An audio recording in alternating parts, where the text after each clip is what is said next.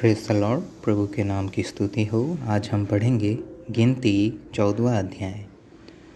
तब सारी मंडली चिल्ला उठी और रात भर वे लोग रोते ही रहे। और सब इज़राइली मूसा और हारून पर बुड़बुड़ाने लगे। और सारी मंडली उनसे कहने लगी कि भला होता कि हम मिस्र ही में मर जाते, व इस जंगल में ही मर जाते। और यहोवा हमको उस देश में ले जाकर क्यों तलवार से मरवाना चाहता है? हमारी स्त्रियां और बाल बच्चे तो लूट में चले जाएंगे। क्या हमारे लिए अच्छा नहीं कि हम मिस्र देश को लौट जाएं? फिर वे आपस में कहने लगे, आओ हम किसी को अपना प्रधान बना लें और मिस्र को लौट चलें। तब मूसा और हारून इज़राइलियों की सारी मंडली के सामने मुंह के बल गिरे। और नून का पुत्र यहोशू और यपुन्ने का पुत्र कालीब, जो देश के भेद लेने वाले में से थे, अपने अपने वस्त्र फाड़कर इज़राइलियों की सारी मंडली से कहने लगे कि जिस देश का भेद लेने को हम इधर उधर घूम कर आए हैं, वह अत्यंत उत्तम देश है। यदि यहोवा हमसे प्रसन्न हो तो हमको उस देश में, जिसमें दूध और मधु की धाराएं बहती है, पहुंचाकर उसे हमें दे देगा। केवल इतना करो कि तुम यहोवा के विरुद्ध बलवा न करो, और न तो उस देश के लोगों से डरो, क्योंकि वे हमारी रोटी ठहरेंगे। छाया उनके ऊपर से हट गई है और यहोवा हमारे संग है, उनसे न डरो। तब सारी मंडली चिल्ला उठी कि इनको पथरवाह करो।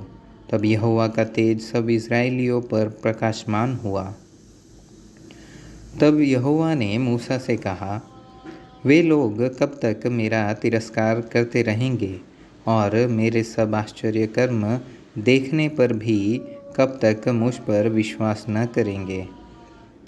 मैं उन्हें मरी से मारूंगा और उनके निज भाग से उन्हें निकाल दूंगा, और तुझसे एक जाति उपजाऊंगा जो उनसे बड़ी और बलवंत होगी। मूसा ने यहोवा से कहा, तब तो मिस्री जिनके मध्य में से तू अपनी सामर्थ्य दिखाकर उन लोगों को निकाल ले आया है, यह सुनेंगे और इस देश के निवासियों से कहेंगे, उन्होंने तो यह सुना है कि तू जो यहोवा है, इन लोगों के मध्य में रहता है और प्रत्यक्ष दिखाई देता है, और तेरा बादल उनके ऊपर ठहरा रहता है, और तू दिन को बादल के खंभे में और रात को अग्नि के खंभे में होकर इनके आगे आगे चला करता है। इसलिए यदि तू इन लोगों को एक ही बार में मार डाले, तो जिन जातियों ने तेरी कीर्ति सुनी है, वे कहेंगे कि यहोवा उन लोगों को उस देश में जिसे उसने उन्हें देने की शपथ खाई थी पहुंचा न सका। इस कारण उसने उन्हें जंगल में घात कर डाला है। सो अब प्रभु की सामर्थ की महिमा तेरे इस कहने के अनुसार हो कि यहोवा कोप करने में धीरजवंत और अति करुणामय है, और अधर्म और अपराध का क्षमा करने वाला है, परंतु वह दोषी को किसी प्रकार से निर्दोष न ठहराएगा, और पूर्वजों के अधर्म का दंड उनके बेटों और पोतों और परपोतों को देता है। अब इन लोगों के अधर्म को अपनी बड़ी करुणा के अनुसार, और जैसे तू मिस्र से लेकर यहाँ तक क्षमा करता रहा है, वैसे ही अब भी क्षमा कर दे। यहोवा ने कहा, तेरी विनती के अनुसार मैं क्षमा करता हूँ, परंतु मेरे जीवन की शपथ सचमुच सारे पृथ्वी यहोवा की महिमा से परिपूर्ण हो जाएगी। उन सब लोगों ने जिन्होंने मेरी महिमा मिस्र देश में और जंगल में देखी और मेरे किए हुए आश्चर्य कर्मों को देखने पर भी 10 बार मेरी परीक्षा की और मेरी बातें नहीं मानी, इसलिए जिस देश के विषय में मैंने उनके पूर्वजों से शपथ खाई, उसको वे कभी देखने न पाएंगे। अर्थात जितनों ने मेरा अपमान किया है उनमें से कोई भी उसे देखने न पाएगा, परंतु इस कारण से कि मेरे दास कालीब के साथ और ही आत्मा है और उसने पूरी रीति से मेरा अनुकरण किया है, मैं उसको उस देश में जिसमें वह हो आया है पहुंचाऊंगा और उसका वंश उस देश का अधिकारी होगा। अमालेकी और कनानी लोग तराई में रहते हैं, सो कल तुम घूमकर प्रस्थान करो और लाल समुद्र के मार्ग से जंगल में जाओ।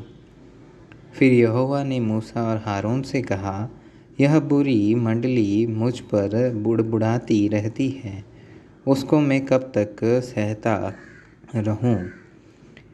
इसलिए इज़राइली जो मुझ पर बुड़बुड़ाते रहते हैं, उनका यह बुड़बुड़ाना मैंने तो सुना है। सो उनसे कह कि यहोवा की यह वाणी है कि मेरे जीवन की शपथ, जो बातें तुमने मेरे सुनते कही है, निसंदेह मैं उसी के अनुसार तुम्हारे साथ व्यवहार करूँगा।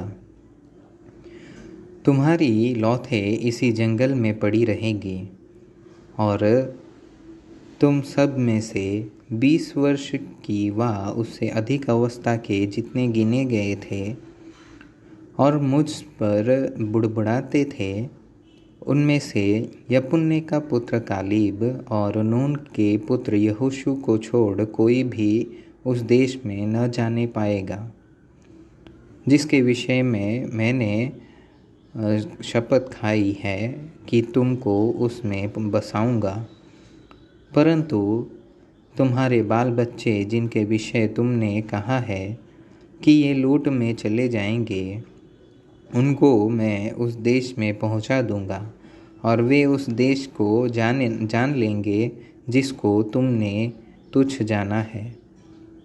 परंतु तुम लोगों की लौथें इसी जंगल में पड़ी रहेगी और जब तक तुम्हारी लौथें जंगल में न गल जाए तब तक, अर्थात 40 वर्ष तक तुम्हारे बाल बच्चे जंगल में तुम्हारे व्यभिचार का फल भोगते हुए चरवाही करते रहेंगे। जितने दिन तुम उस देश का भेद लेते रहे, अर्थात 40 दिन, उनकी गिनती के अनुसार दिन पीछे 1 वर्ष, अर्थात 40 वर्ष तक तुम अपने अधर्म का दंड उठाए रहोगे। तब तुम जान लोगे कि मेरा विरोध क्या है। मैं यहोवा यह कह चुका हूँ कि इस बुरी मंडली के लोग जो मेरे विरुद्ध इकट्ठे हुए हैं, इसी जंगल में मर मिटेंगे और निसंदेह ऐसा ही करूँगा भी। तब जिन पुरुषों को मूसा ने उस देश के भेद लेने के लिए भेजा था और उन्होंने लौटकर उस देश की नामधराई करके सारी मंडली को कुड़कुड़ाने के लिए उभारा था, उस देश की वे नामधराई करने वाले पुरुष यहोवा के मारने से उसके सामने मर गए। परंतु देश के भेद लेने वाले पुरुषों में से नून का पुत्र यहोशू और यपुन्ने का पुत्र कालीब दोनों जीवित रहे। तब मूसा ने ये बातें सब इज़राइलियों को कह सुनाई और वे बहुत विलाप करने लगे। और वे बिहान को सवेरे उठकर यह कहते हुए पहाड़ की चोटी पर चढ़ने लगे कि हमने पाप किया है परंतु अब तैयार हैं और उस स्थान को जाएंगे जिसके विषय यहोवा ने वचन दिया था। तब मूसा ने कहा, तुम यहोवा की आज्ञा का उल्लंघन क्यों करते हो? यह सफल न होगा। यहोवा तुम्हारे मध्य में नहीं है। मत चढ़ो, नहीं तो शत्रुओं से हार जाओगे। वहाँ तुम्हारे आगे अमालेकी और कनानी लोग हैं, सो तुम तलवार से मारे जाओगे। तुम यहोवा को छोड़कर फिर गए हो, इसलिए वह तुम्हारे संग नहीं रहेगा। परंतु वे ढिठाई करके पहाड़ की चोटी पर चढ़ गए। परंतु यहोवा की वाचा का संदूक और मूसा छावनी से न हटे। तब अमालेकी और कनानी जो उस पहाड़ पर रहते थे उन पर चढ़ आए और होर्मा तक उनको मारते चले आए।